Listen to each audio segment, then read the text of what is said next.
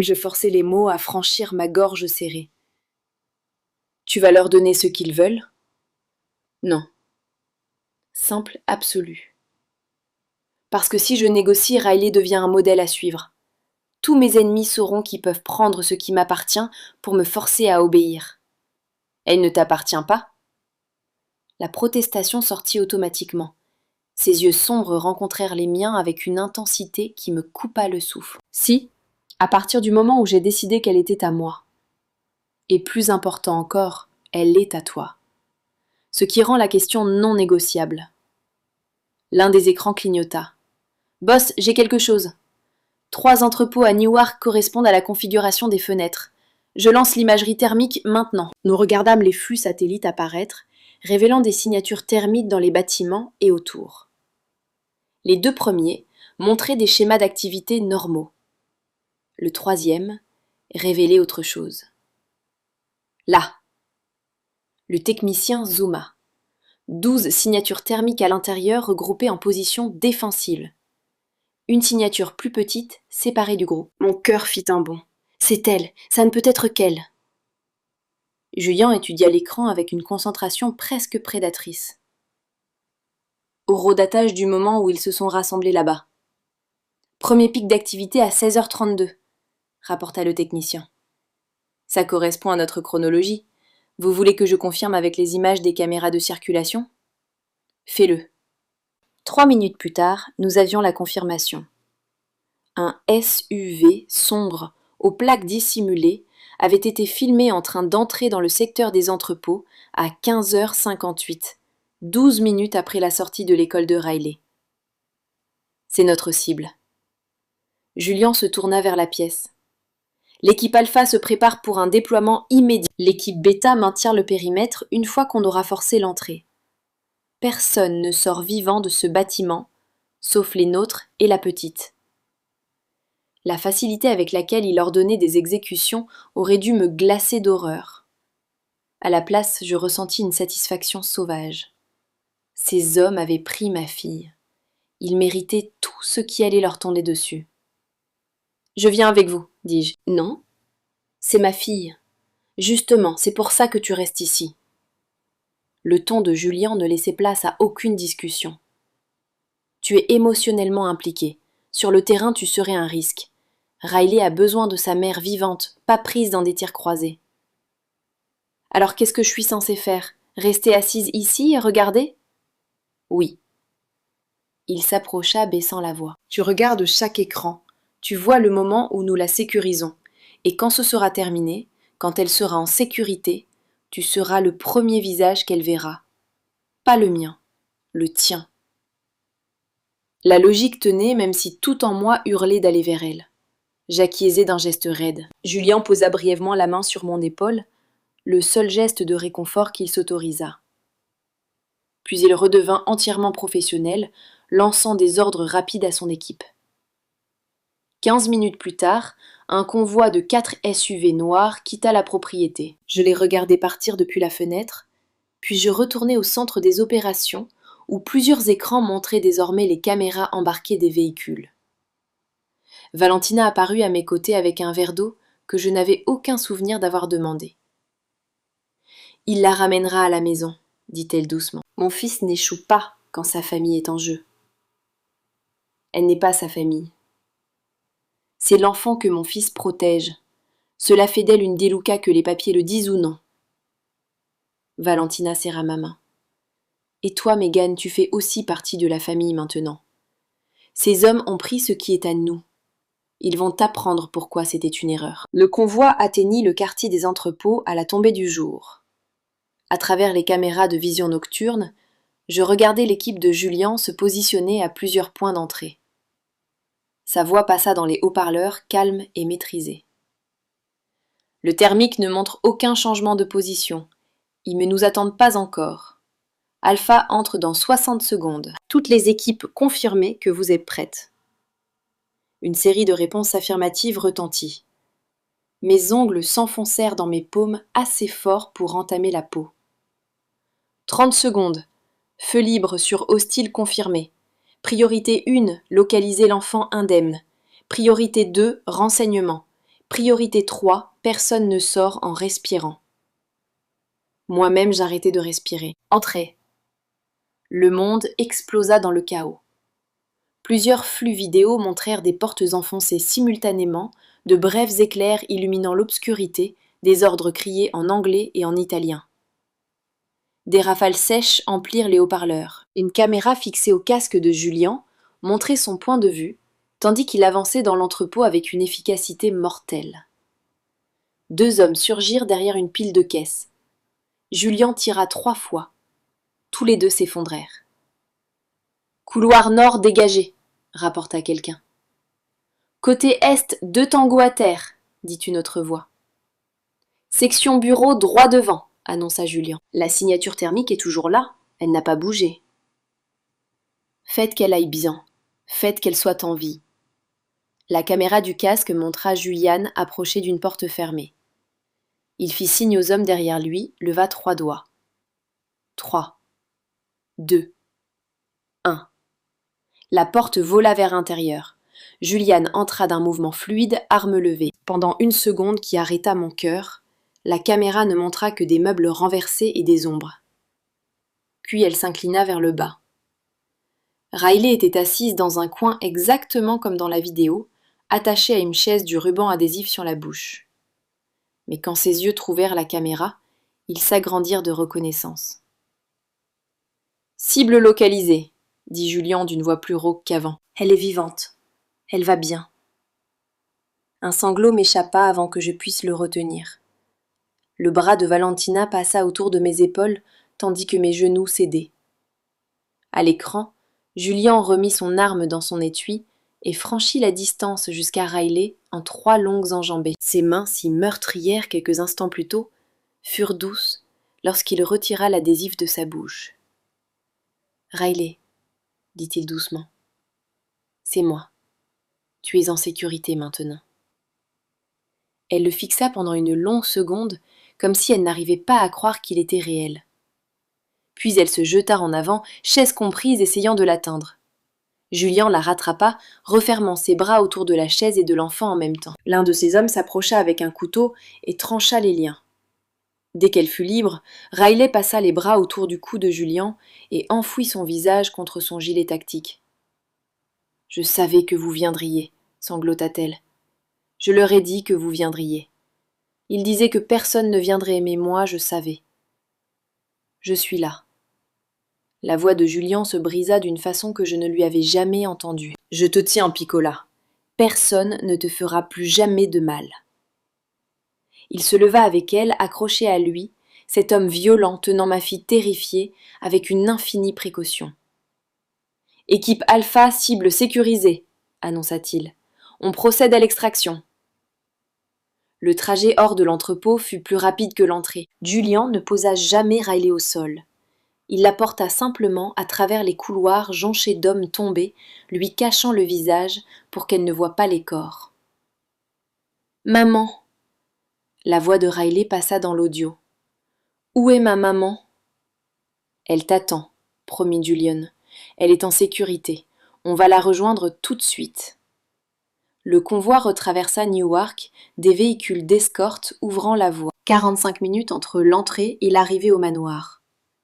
45 minutes pendant lesquelles je fis les 100 pas dans le hall comme une folle, incapable de m'asseoir, incapable de faire autre chose qu'attendre. Des phares balayèrent les fenêtres.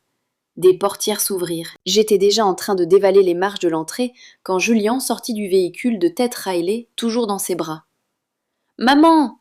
hurla-t-elle en tendant les bras vers moi. Je l'arrachai presque à Julien et la serrai contre ma poitrine, sentant son petit corps trembler de sanglots, respirant l'odeur de ses cheveux, de sa sueur et de sa peur, mais vivante. Elle était vivante. « Je suis là, mon bébé, » murmurai-je avec férocité. « Je te tiens. Tu es en sécurité. » Riley s'accrocha à moi, les doigts tordus dans mon haut, tout son corps tremblant. Je la serrai si fort qu'elle dut se repousser pour respirer, mais je n'arrivais pas à la lâcher. Je n'arrivais pas à convaincre mes bras de se desserrer même un peu. Julien se tenait à quelques pas, nous observant avec une expression que je ne parvenais pas tout à fait à lire. Du soulagement certainement, mais en dessous quelque chose de plus sombre, De la culpabilité peut-être? Le poids de promesses faites et presque brisées. Valentina apparut avec une couverture et l'enroula autour des épaules de Riley, même si la nuit n'était pas froide. Povera bambina, murmura-t-elle, les larmes coulant librement sur son visage. Tu es rentrée maintenant, tu es en sécurité. Un médecin que Julien avait fait venir arriva quelques minutes plus tard et examina Riley dans le salon du manoir. Aucune blessure, à part quelques bleus causés par les cordes, et une légère déshydratation. Physiquement, elle s'en était sortie intacte. Émotionnellement, c'était une autre histoire. Riley refusait de me lâcher. Quand le médecin eut besoin d'examiner ses bras, elle hurla jusqu'à ce que je lui tienne la main. Quand Valentina essaya de lui apporter un chocolat chaud, elle enfouit son visage contre mon cou. « Ça va, répétai-je, sachant que ce n'était pas vrai, mais ayant besoin de dire quelque chose. Tu es en sécurité maintenant. Personne ne va te faire de mal. » Après le départ du médecin, et une fois que Valentina eut réussi à faire boire un peu d'eau à Riley, Julien apparut dans l'encadrement de la porte. La tête de Riley se releva brusquement. Pendant un instant, je crus qu'elle aurait peur, qu'elle l'associerait au traumatisme. Au lieu de cela, elle tendit la main vers lui. « Monsieur Julien m'a sauvée, » me dit-elle comme si je pouvais ne pas le savoir. Les méchants disaient que personne ne viendrait, mais il est venu quand même. Julien traversa la pièce et s'accroupit près de nous. « Je t'avais dit que je te protégerais. Je tiens mes promesses. »« Je sais. » La petite main de Riley trouva la sienne. « Est-ce qu'on peut rester ici ce soir ? Je ne veux pas retourner à notre appartement. » Elle ne dit pas pourquoi, mais je le savais. Dans son esprit, l'appartement était l'endroit d'où elle avait été prise, même si l'enlèvement avait en réalité eu lieu à l'école. Il représentait désormais la vulnérabilité.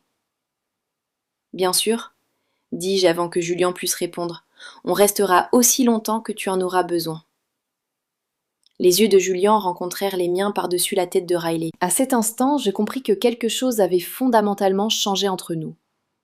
Il était parti en guerre pour ma fille. Il s'était battu pour elle. Il avait tout risqué pour la ramener à la maison. Comment pouvais-je m'éloigner de ça ? Comment pouvais-je garder mes distances avec un homme qui avait prouvé, au-delà du moindre doute, qu'il brûlerait le monde entier pour nous garder en sécurité ? La réponse était simple et terrifiante. Je ne le pouvais pas. « La chambre d'amis est prête, » dit Julien doucement. « En haut de l'escalier, deuxième porte à droite.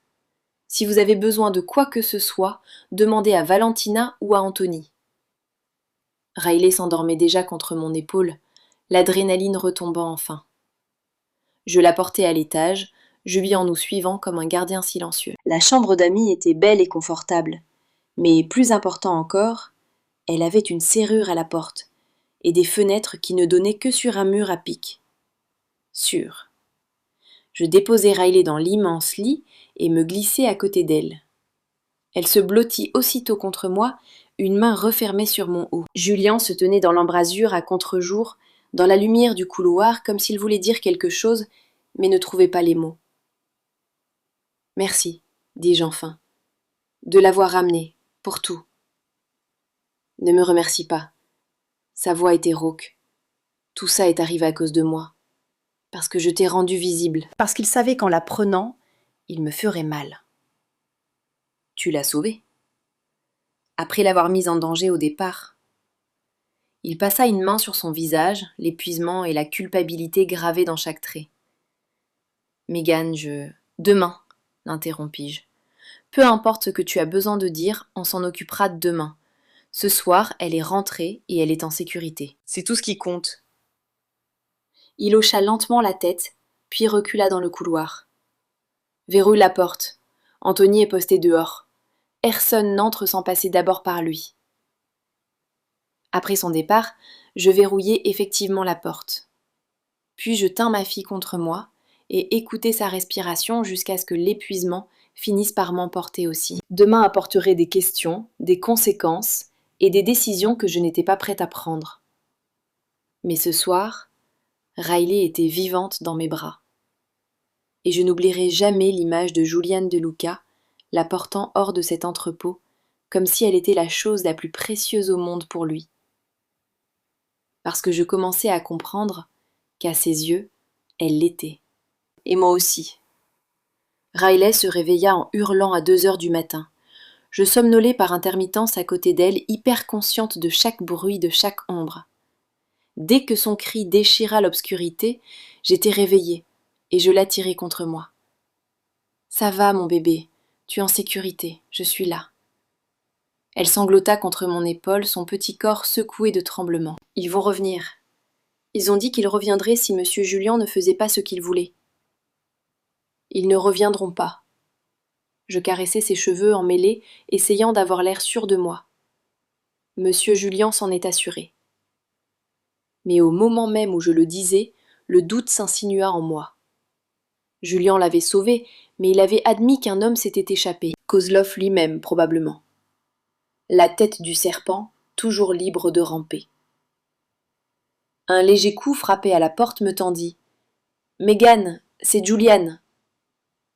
Je me libérai doucement de l'étreinte de Riley et ouvris la porte. Julian se tenait dans le couloir vêtu d'un pantalon de Jodim sombre et d'un t-shirt, les cheveux en bataille, comme s'il s'était allongé sans réussir à dormir. Anthony se tenait derrière lui. « Je l'ai entendu crier, » dit Julian doucement. « Elle va bien. » Un cauchemar. Je jetai un regard vers Riley qui s'était recroquevillé en boule sur le lit. Elle pense qu'ils vont revenir. Quelque chose de sombre traversa l'expression de Julian. « Je peux entrer ?» J'hésitai, puis acquiesçai et m'écartai. Julian s'approcha du lit et s'assit prudemment sur le bord. Les yeux de Riley s'ouvrirent gonflés et rouges d'avoir pleuré. « Piccola, » dit-il avec douceur. « Est-ce que je peux te dire quelque chose ?» Elle hocha la tête, les doigts tordus dans la couverture. « Les hommes qui t'ont prise, ils ne sont plus là. Pas juste partis. Disparus. Ils ne peuvent plus te faire de mal, ni à toi, ni à personne d'autre. » Tous. Sa voix était minuscule. Tous, sauf un. L'honnêteté de Julien me surprit. Et il fut très loin parce qu'il sait ce qui l'attend s'il revient. Tu comprends ce que je te dis ? Riley étudia son visage avec cette franchise dérangeante propre aux enfants. Vous les avez arrêtés ? Je commençais à protester, à vouloir la protéger de cette réalité, mais Julien parla le premier. Oui, dit-il simplement. Je l'ai fait. Parce qu'ils ont fait du mal à quelqu'un qui était sous ma protection. C'est ce qui arrive quand des gens menacent ma famille. Je suis votre famille. La gorge de Julien se contracta. Si tu veux l'être. Riley y réfléchit puis hocha la tête. D'accord, alors je n'ai plus peur. Comme ça.